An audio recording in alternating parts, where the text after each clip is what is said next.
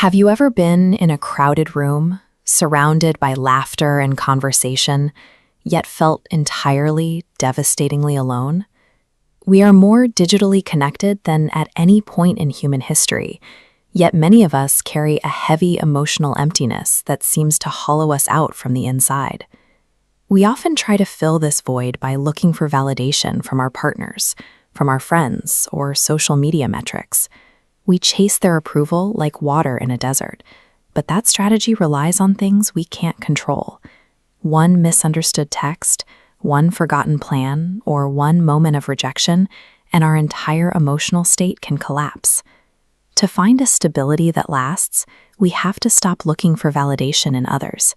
Instead, we can look to an ancient psychological framework designed to anchor the heart in a love that doesn't change. This isn't because the people in your life don't care. It's simply because human nature is dynamic and flawed. Everyone you know is managing their own silent battles and evolving in their own way. When we expect a constantly changing human being to perfectly fulfill our emotional needs, we are setting ourselves up for a specific kind of failure. It's like trying to secure a massive ship to a shifting sandbar. Because the foundation is unstable, the anchor eventually loses its grip. When the people we rely on stumble, we feel like we're drowning. This dilemma was recognized thousands of years ago in the ancient Indian path of Bhakti, the yoga of devotion. It sought to solve this isolation without requiring people to walk away from their lives or live in a cave. This system is built on Prapatti and Sharanagati, the practice of consciously shifting your focus toward a higher, unchanging source of love. It is a logical pivot. If the world around you is guaranteed to fluctuate, why would you anchor your inner peace to something that isn't permanent?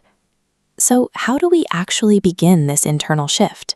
It starts with two specific psychological steps. The first step is Manmanabhava. This is the practice of anchoring the mind in a benevolent cosmic energy. You can view this source in whatever way aligns with your heart, as the divine or simply as the intelligent energy of the universe itself. When you view this presence as the very fabric of your existence, the feeling of isolation begins to dissolve. You aren't looking for a distant God. You are connecting with something that is already within you. This changes loneliness into a kind of sacred solitude. You realize you aren't waiting for someone else to approve of you, because you are already connected to the source of that validation. This leads to the second step, Seva, or selfless offering. Once you fill your own emotional reservoir through that inner connection, it changes how you move through the world. Instead of approaching a job or a relationship with an empty cup, begging to be noticed or appreciated, you start to treat your daily tasks as a gift. Helping a friend or finishing a project becomes a private dialogue between you and the divine. When you stop trying to extract love from the world around you, you finally have enough internal stability to start bringing love to the world. The first thing you'll notice is a change in your relationships.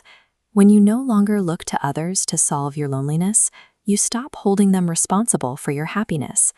This is why detaching your inner peace from other people's behavior actually lets you love them more. You can forgive them more easily because your stability doesn't depend on them being perfect. This is how the perspective shifts. Instead of a house of glass that shatters with every criticism, your heart becomes a space where peace is self-sustained. The external world can stay as loud and unpredictable as it wants to be. You are anchored in an internal connection that isn't dependent on outside circumstances. If you're feeling empty today, take a deep breath. You can release the exhausting burden of seeking validation from a world that is itself trying to find its way. Turn inward. Rest in the strength that has been waiting for you all along. You are never, ever alone.